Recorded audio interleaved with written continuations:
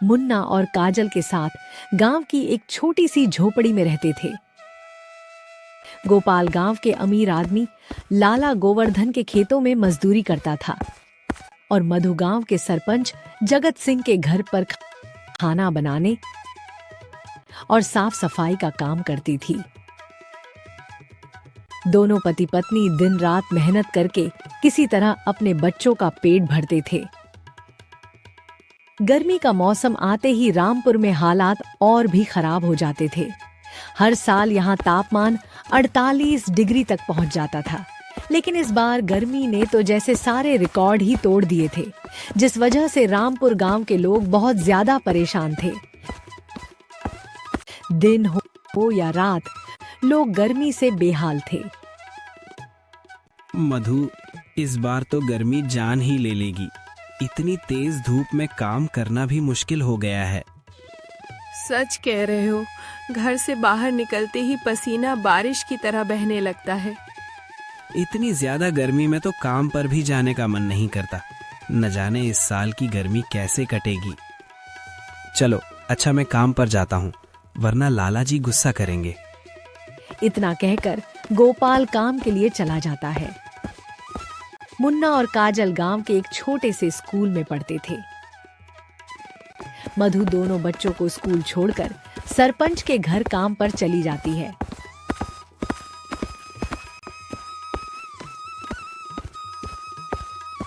सरपंच जगत सिंह के बड़े से बंगले में उनकी पत्नी ममता देवी और उनके 2 बच्चे रिया और अर्जुन रहते थे। मधु जैसे ही वहां पहुंचती है, घर में बर्थडे की तैयारी चल रही होती है। अच्छा हुआ तुम आ गई। चलो अब ज्यादा समय बर्बाद मत करो और जल्दी जल्दी सारा काम निपटा दो।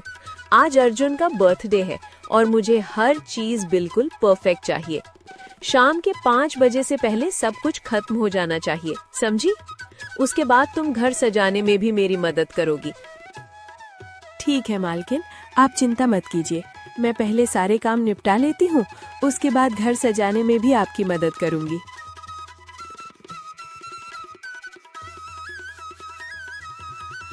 यह कहकर मधु जल्दी जल्दी काम करने लगती है। कुछ ही समय में वह सारे काम खत्म कर देती है और फिर ममता देवी के साथ मिलकर घर को सजाने लगती है। देखते ही देखते दोनों मिलकर पूरे घर को बहुत खूबसूरती से सजा देते हैं। मालकिन, अब घर के सारे काम खत्म हो गए हैं और पार्टी की तैयारी भी पूरी हो चुकी है। अगर आप कहें तो मैं अब घर चली जाऊं? हाँ मधु, अब तुम जा सकती हो, लेकिन ध्यान रहे आज अर्जुन का जन्मदिन है। शाम ठीक 8 बजे अपने बच्चों के साथ पार्टी में आना। और हाँ, उस वक्त मुझे तुम्हारी जरूरत पड़ेगी, देर मत करना। मालकिन, मैं शाम को अपने बच्चों के साथ यहाँ आ जाऊंगी। मधु अपने घर जाती है और बच्चों को तैयार करती है। शाम 8 बजे वह अपने बच्चों को लेकर अर्जुन की बर्थडे पार्टी में पहुंच जाती है। वहां पहुंचते ही मधु और उसके बच्चे उस बड़े और खूबसूरत घर को देखकर हैरान रह जाते हैं। चारों तरफ शानदार सजावट की गई होती है और पार्टी का माहौल खुशियों से भरा होता है। अरे वाह, ये घर कितना ठंडा और सुंदर है। बाहर तो इतनी तेज गर्मी है, लेकिन घर के अंदर कितना ठंडा लग रहा है। काजल और मुन्ना की बातें अर्जुन सुन लेता है।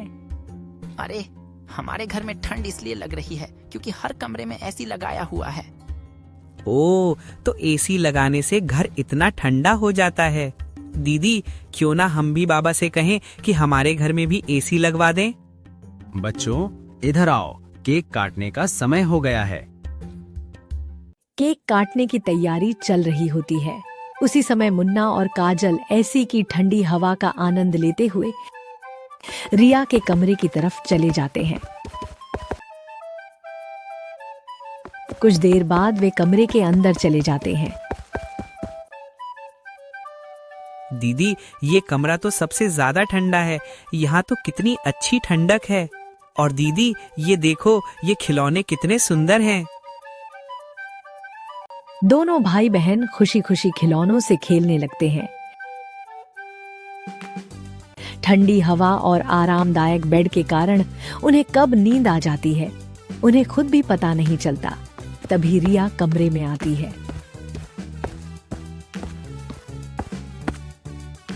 अरे ये दोनों मेरे कमरे में क्या कर रहे हैं? माँ जरा इधर आओ और देखो, ये दोनों मेरे बेड पर क्या कर रहे हैं? रिया की आवाज सुनकर ममता देवी कमरे में आ जाती है। अरे तुम दोनों अभी के अभी मेरे बेड से नीचे उतरो, अभी इसी वक्त। ममता देवी की तेज आवाज सुनकर काजल और मुन्ना घबराकर उठ जाते हैं। उसी समय बाहर खड़ी मधु भी उनकी आवाज सुनकर घबराते हुए कमरे में आ जाती है। क्या हुआ मालकिन, आपकी आवाज नीचे तक आ रही थी? तुम्हें दिखाई नहीं दे रहा क्या? तुम्हारे बच्चों ने अपने गंदे हाथों और मैले कपड़ों से मेरे बच्चों के खिलौने और मेरा बेड गंदा कर दिया है। जरा सी तमीज नहीं है। एसी देखा नहीं कि सीधे आकर मेरे बिस्तर पर चढ़ गए। हर चीज की एक हद होती है और तुम लोग वो हद पार कर चुके हो। मैंने तो सिर्फ इसलिए बुलाया था कि तुम्हारे बच्चों का भी थोड़ा मन बहल जाए। शायद उन्होंने कभी इतनी बड़ी पार्टी नहीं देखी होगी, सोचा था अच्छा लगेगा उन्हें, लेकिन इन्हें तो अपनी औकात ही भूल गई है। ये हमारा घर है, कोई धर्मशाला नहीं कि कोई भी आए और सीधे हमारे कमरे में घुसकर हमारे बिस्तर पर सो जाए। बस अब बहुत हो गया। तुम तुरंत अपने बच्चों को लेकर यहाँ से निकल जाओ, अभी के अभी। और सुन लो, कल से तुम्हें यहाँ काम पर आने की कोई जरूरत नहीं है। मुझे तुम्हारे जैसे लोगों से कोई काम नहीं। मालकिन, ऐसा मत कीजिए, मेरी बात तो सुन लीजिए। बच्चे अभी छोटे हैं, उन्हें समझ नहीं है। मैं वादा करती हूँ कि आगे से ऐसी गलती दोबारा नहीं होगी। इसे मेरी आखिरी गलती समझकर मुझे माफ कर दीजिए। कृपया मुझे काम से मत निकालिए। मालकिन, इस काम से मेरा घर चलता है। अपने घर का खर्च कैसे चलाओगी ये मेरी समस्या नहीं है। मेरे लिए ये सब झंझट मत बनाओ। मैंने एक बार कह दिया, अब तुम यहाँ काम नहीं कर सकती। अपने बच्चों को लेकर तुरंत निकल जाओ। इतना कहकर ममता देवी ने मधु और उसके बच्चों को घर से बाहर निकाल दिया और साफ शब्दों में कह दिया कि वह आगे से काम पर आने की कोशिश भी न करे। अब मधु के पास कोई काम नहीं बचा था। घर की पूरी जिम्मेदारी गोपाल के कंधों पर आ गई थी। मधु दुखी होकर भगवान से प्रार्थना करने लगती है। हे भगवान, आज तो घर में खाना बनाने के लिए आटा तक नहीं बचा है। अब मैं आटा कहाँ से लाऊं? मेरे पास तो एक भी पैसा नहीं बचा। मुन्ना के पापा को जो तनख्वाह मिली थी वो भी घर के खर्चों में खत्म हो गई। मेरा क्या है, मैं तो भूखी रहकर भी सो सकती हूँ, लेकिन बच्चों का क्या? वे भूखे पेट कैसे सो पाएंगे? इतने में गोपाल घर आ जाता है।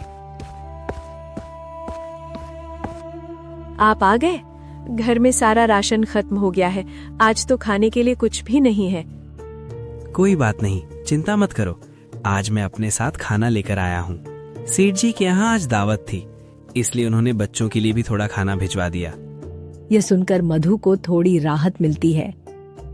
उस रात सभी लोग वहीं खाना खाकर सो जाते हैं।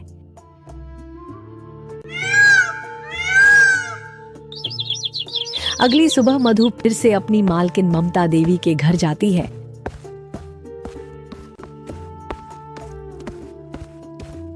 और उसे थोड़े पैसे उधार देने की विनती करती है। मालकिन, मेरे घर में खाने के लिए एक दाना भी नहीं बचा है। कृपया मुझ पर दया कीजिए और मुझे थोड़ा सा पैसा उधार दे दीजिए। मेरे पास तुम्हें देने के लिए कोई पैसे नहीं है, समझी? मैंने तुम्हें पहले ही निकाल दिया था, फिर यहाँ आने की हिम्मत कैसे हुई तुम्हारी? अब बिना एक शब्द बोले यहाँ से चली जाओ और आइंदा अपनी शक्ल भी मत दिखाना। ममता देवी की कड़वी बातें सुनकर मधु का दिल टूट जाता है और वह चुपचाप वहां से घर की ओर लौटने लगती है। तभी रास्ते में उसकी नजर एक ढाबे पर पड़ती है। ढाबे के बाहर एक पोस्टर लगा था, समोसे बनाने वाले की जरूरत है। मधु को समोसे बनाना अच्छी तरह आता था। मधु ढाबे में जाती है। यह सुनकर, भैया, मैंने आपका पोस्टर देखा था।